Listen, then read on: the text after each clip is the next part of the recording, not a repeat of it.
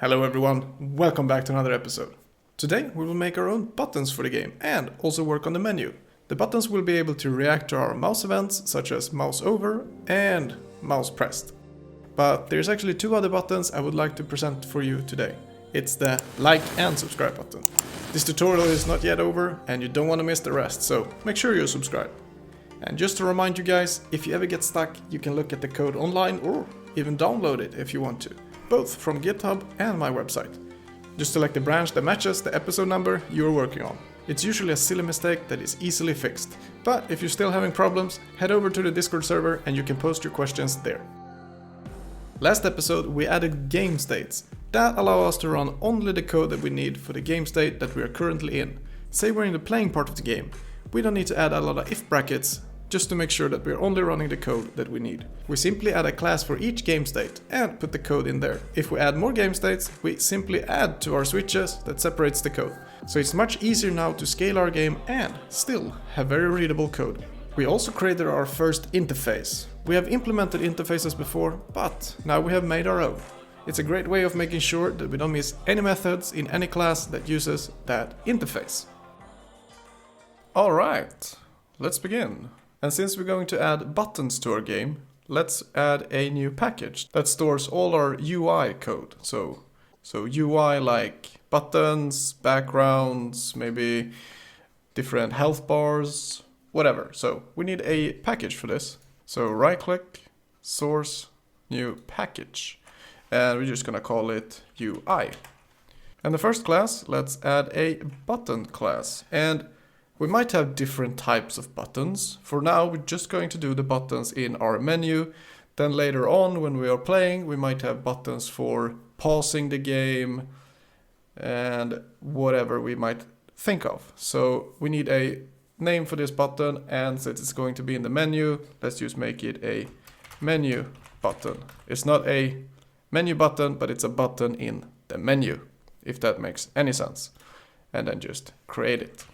And this menu button will have a public menu button, and it's going to take in a few values. First of all, we're going to need a int x position and an int y position where we're going to draw this button. And in our previous tutorial, we had very simple menu buttons. It was a rectangular shape, and depending on the mouse action, we had different colors.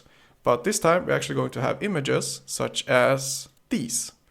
And I made it very simple, so I have pre-made all of these in advance, and if you're going to need more buttons, then of course we can extend this, but right now, these are all the buttons we're going to need in our menu. And depending on what type of button we're trying to create, we're gonna say, I want the first row, second row, or the third row. And for our buttons to be displayed, we're just gonna say we want a certain row index in that image. And of course, we need to import that sprite atlas, and you can find it on my webpage or on GitHub.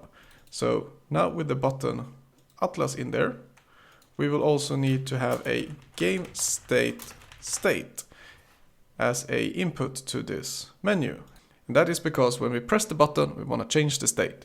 So now we just need to create a few variables up here. So private int xpos epos row index. And then we need the private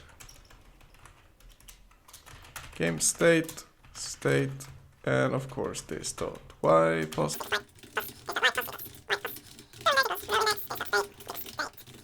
And we are going to store all the different images for each button in this button class. So we will need a private buffered image array. And we're gonna call the images for short. Yeah, that's good enough. Then we import that buffered image. And after all of that, inside our constructor, we call load images. Because you know we wanna load the image array. And like so. First we need to say how big should this image array be. And it should be a buffered image of the size 3. Like so. Then of course we need a button atlas, which will be stored in a temporary buffered image. So temp equals, but we have not yet added that in our load save class. So let's just copy one of these lines and change the name to MenuButton, something like this. And then rename this file to button atlas save. And then we can close this. So buffered image temp is equal to load save dot get sprite atlas load save dot menu buttons. Perfect. Now with the image array and the temporary image, we simply make a for loop here. Int I equals 0. I is less than images dot length I plus plus.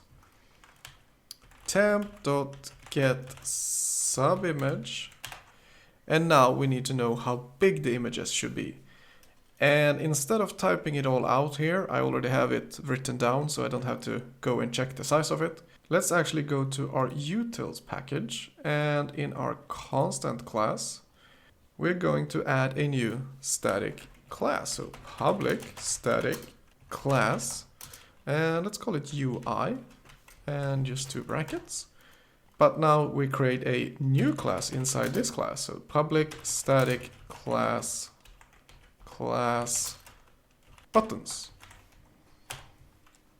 And we're going to need a few constant values here. So public static final int be width default. So we're going to say how big is the width for our buttons in the sprite atlas, which is actually coming out to 140 pixels. Then of course we need one for our height as well. So public static final int be height default equals 56. So it's 140 in width and 56 in height. But in case we are scaling our game, we want to have the scaled size as well. So it's just the default width times the game scale here. So public static final int b width is equal to, let's just copy that, b width times game.scale. But scale is a float, so we need to make sure it's in integer like so. And then we can actually copy this so we don't have to type it all out. But instead of b width, it's going to be b height. And it's not b width default, it's b height default. And I think that is all the constants we need for now. So let's make sure, yeah, it looks all right. Let's close this down. So now we actually need to store it as well. Images like so is equal, and then of course I as index. Get sub images, we're going to start at I times b underscore width default. And of course we need to import it, so import static utils.constant.ui.buttons, and we're going to take all of them because we might as well take all of them. And we have I times b with default, and then we need for y, we're going to use row index. So here is where the row index comes in, and that times b underscore height default. And for width, we have the same width default and height default for our subimage. So that looks all right. Yes, yes, yes, and yes. It all looks all right. And of course, we need to draw our button. So public void draw graphics g and the brackets. Import that class. And of course, we need a public void update as well to, well, update the button depending on what type of mouse event we are having. So in the draw method, we're going to have obviously the g.draw image, and we're going to select this one. First, we're going to need the image, which is images, and here we're going to just type in index, and the index is going to be set depending on what type of mouse event we are having. So we're just gonna copy that index and go up here. Index. So index, and for x we will need x position. But we most likely want the image to be in the center. So we need to go minus half the width to the left. So minus x offset center. And this x offset center we can actually calculate up here. So private int x offset center is equal to button width divided by 2. And this button width was inside our constant class, which is taking in the default size and making it times scale. So now we have a offset, which is half of the width. X position minus offset center, and then Y position will be something that we're not gonna change anything. It's just gonna be X position. And then for width, we will need B width. And for height will be B height. And of course null as a image observer. But in our update, we're gonna say index is equal to 0. So every time we get in here, it's gonna be set to 0 right away. And if we are mouse over the button, we're gonna say index is equal to 1. But we also need to check if mouse is pressed. If it is, then index is equal to 2. So up here we need two booleans, private boolean, mouse over and mouse pressed. And of course if mouse is pressed and we're mouse over, we're selecting index 2. We could have a if-else statement, but it's gonna be the same amount of code anyway. So yeah, this is all we need in our update method. And of course we need a getter and setter for both mouse over and mouse pressed. So right click, source, generate getters and setters. We need for our mouse over and mouse pressed. Generate. Ta-da! And now we're actually going to need 3 more methods. One of them will be returning the hitbox of the button. How will we check if we are in the button if we have nothing to check with? So at the very top, we will need a private rectangle. And we can call it box, or no, bounce. And this will simply be the hitbox of the button, just like our player, but this one only needs to store integers, so that's why we go rectangle and not rectangle float. So right underneath our load images in the constructor, we add a init bounce and create that method. And bounce is equal to new rectangle. And we can take that one. And just like our image, we need to go x position minus x of center. And then for y position, y pos is good enough. And width and height will be b width and b height. Simple as that. So it's the same size and it's exactly the same position. And we don't need to worry about updating the positions of the hitbox or the button. It will be static. They will always be on the same place. And of course, we need to do something when we are pressing the button, which is a public void. And we can call this apply game state. So we could say set game state, but setter is usually when you give it something. So apply game state is a good name for this method. And then we just call game state dot state is equal to the state we have at the top. So when we click the button, we call this method, and the game state is now changed, whatever state we have in this button. And the last one will be a reset. So public void reset bools, booleans, and we say mouse over equals false, mouse pressed equals true, like so. And I think that is all we need for our button. So yeah, this button class I would say is complete for now. We might get back to this, but it's pretty straightforward. The update, the draw, we're loading the images, we're creating the hitbox, and we're storing we're storing everything up here. Beautiful. And with the button complete, let's head over to our menu class and actually start adding buttons to our menu. So at the very top in our menu class, we're going to add a few variables. We will need a private menu button, and it will be an array, so we can call it buttons. Actually, we already know how many menu buttons we will have, and we will have 3, at least to begin with.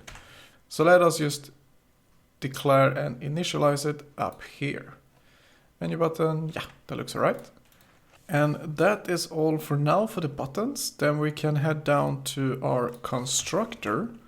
And here we simply add a method, so load buttons. Simple enough, we know what it's doing. And I think we're gonna create the buttons manually without any loop. So buttons index 0 is equal to a new menu button. And let's see what we need to give it. We need to give it a x position, and we want it to be in the center for x. So game.width divided by 2. For y, we actually wanted to change the y position depending on the game.scale. So in case game scale is 1 and we set it to 150, then it's going to be 150 in y position. However, if the game scale is 2, meaning twice as big, then 150 times 2 should be 300. So we need to keep that in track. And since one of those are a float, we might as well just start with a recast to int. So int, the first one, 150 times game.scale. So this variable, which is row index, we're gonna set to 0. We want to access the play button, so game state.playing, something like that. And just to make sure, 0 should be,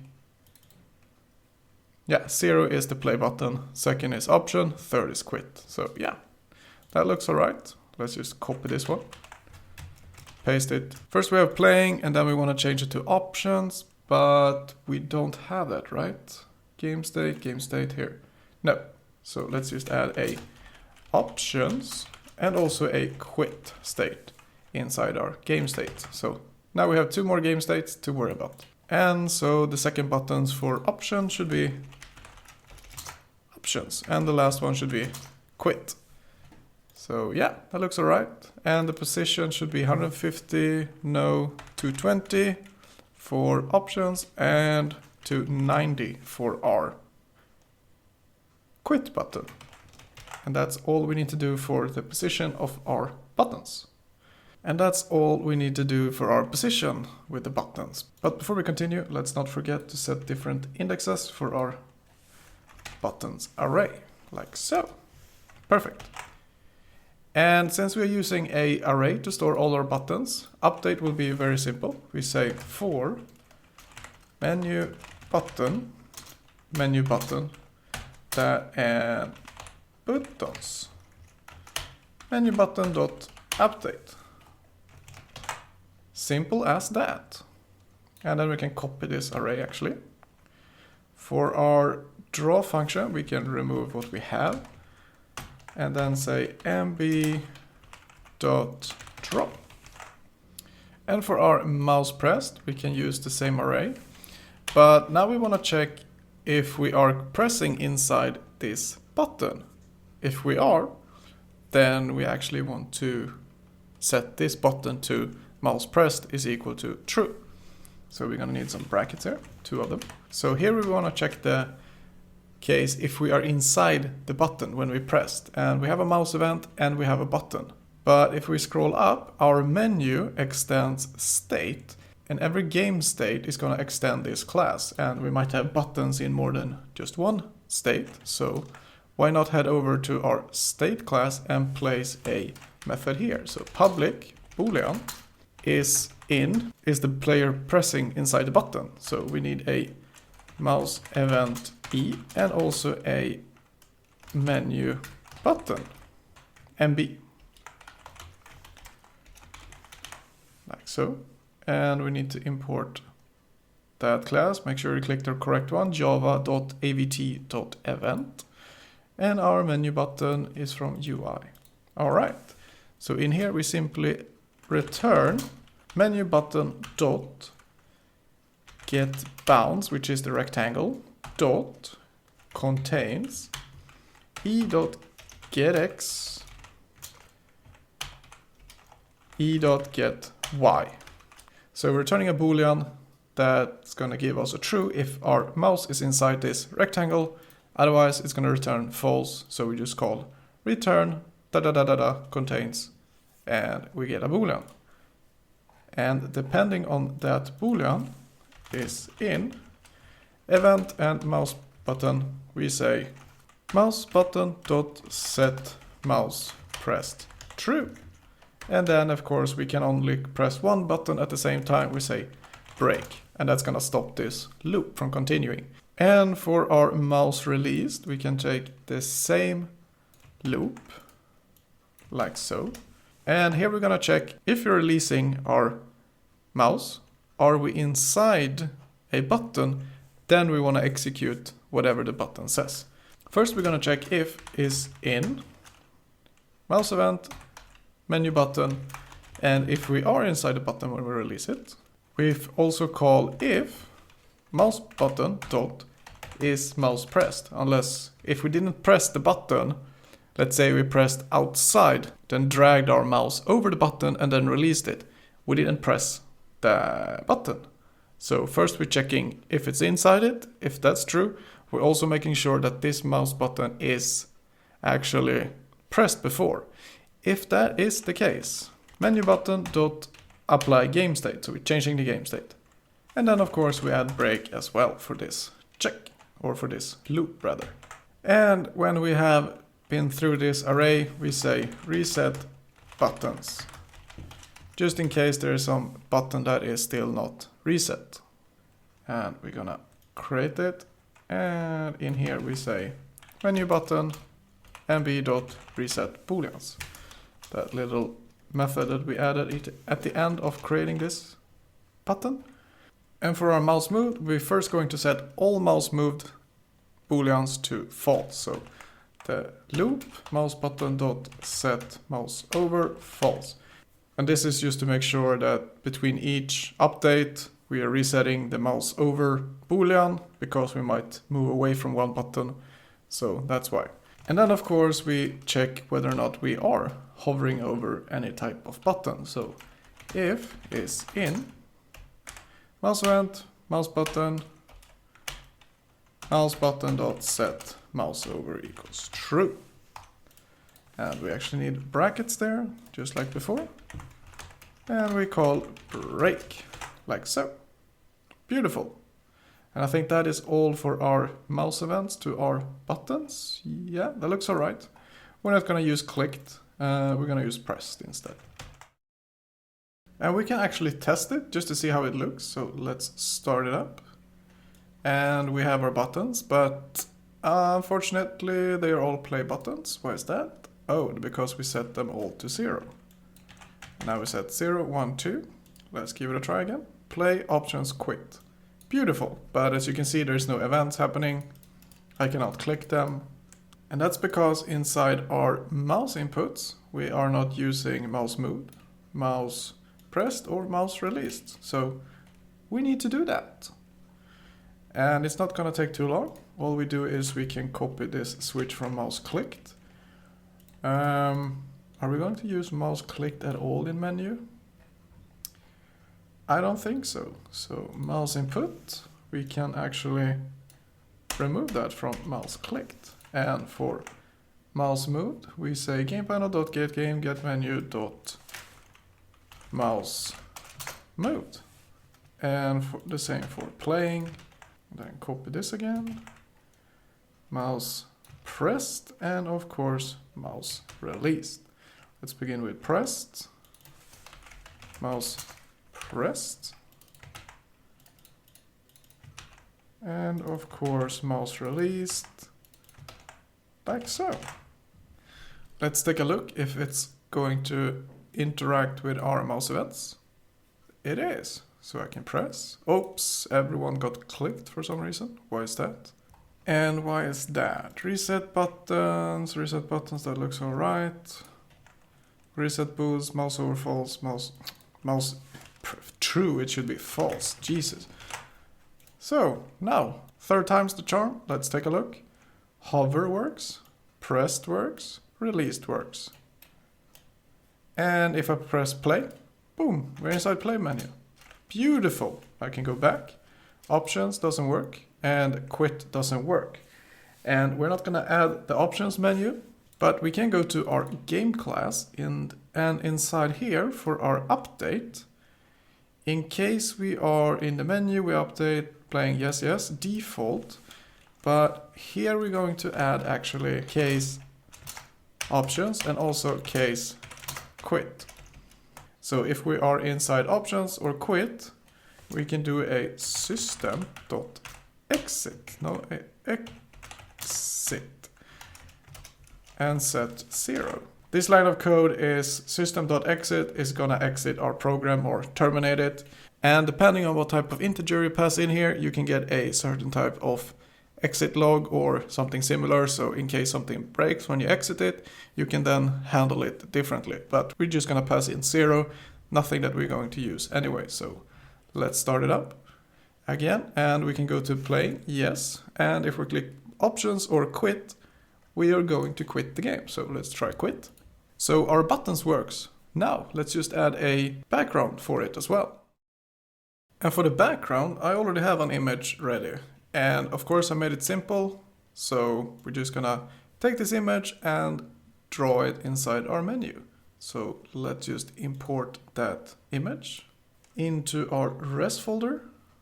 Okay, and then we go to our load and save somewhere right here. Drag it up here. Let's just copy this line. And instead of menu buttons, it's menu background. And of course it needs to match in name as well. So menu background. Like so. Beautiful. And inside our menu class, up here, we're gonna add a few variables again. We're going to add the very image, a private buffered image, background image, so, and we need to import buffered image. And to make it easy on us, we're gonna have a private int menu x, menu y, and a menu width, and also a menu height. That is because we don't have these constants, and depending if we scale the game, we're gonna have different width and heights. So to make it more readable, we're gonna store them up here instead of having long lines of text down there. We need to load our background. So let's create that method as well. A background image is going to be equal to load save dot get sprite atlas dot load save dot menu background. Yeah. Our menu width will be equal to, we're going to recast it over to integers because we need to use scale here. We're just going to take the background image dot get width times game.scale. So the image has a width and height, and we just take the width times scale because this get width will always be the image width, which is the default size. So that's why. And of course we need the same for our menu. Height is equal to recast over to int, and then background image dot get height times game dot scale. So now we have a width and height that is scaled. And our menu X is going to have the same center. So game width divided by 2. So we can copy this. Is equal to game width divided by 2. But we also need to take into account our background image, which will be menu width divided by 2. So in the center, and also we take away half the width. and for our menu y is equal to recasting, just like we did with our buttons. And I think 45 is a good position times game.scale. I think that's gonna do it. And then we can scroll down to our draw function right here, and we just say g.drawImage, and we're gonna select that one, background image, menu X, menu Y, menu width, menu height, and null. And that looks perfect. All right, so let's give it a try and see if there's a background in our menu. And there is. This looks pretty good. Sweet. Before we end this episode, there's two things we need to fix. And there's actually a bug that in our game, where we set our scale, if we set our scale to 1.5, a decimal, and then we run the game will of course run, but the animation for the player when we are running is completely messed up. This made no sense to me, because why would the scale change the type of animation? But it took me a while, and it turned out that inside our player class, and in our player here, where we set our X, Y, width and height for our hitbox with a decimal value can actually give a width and height that is not a integer. So for example, 27 times 1.5 will be a 40.5. We cannot have width and height in decimal. That makes no sense whatsoever. It has to be integers. So in our hitbox method, we're simply going to ask for int width and int height. So in our player class, when we do call this method, we just recast this over to integers. That way we are still using floats, but they will always be ints, like so. And if you run it now, 1.5, try it again. And now our moving animation is working perfectly. Sweet. And this came to my attention from Twitter, a user named Mika van Utegem. Yeah, I didn't butcher that name at all. So thank you for that. Now we have one less bug in our game. And the second issue we need to address, or actually something that I forgot to add, is that for our player speed, it should be actually related to the game scale as well. So 2-point float, but we say 1-point float times game.scale. And that came from a comment from the user Hagen on Discord. That name is a lot easier to pronounce. So thank you, Hagen. That is now addressed. I just forgot about it for a couple of episodes, but better late than never. Alright, this episode is now over. We created our first buttons in the game and it's looking really nice. The artists have made a great job with these images, and a link to him is in the description below, as well as our Discord server, the GitHub, my website, and also a link if you'd like to support this channel. Don't forget to hit that like and subscribe button as well. There will be more episodes, so make sure you don't miss them. That's all, folks. Have a wonderful day, and I will see you in the next episode. Bye!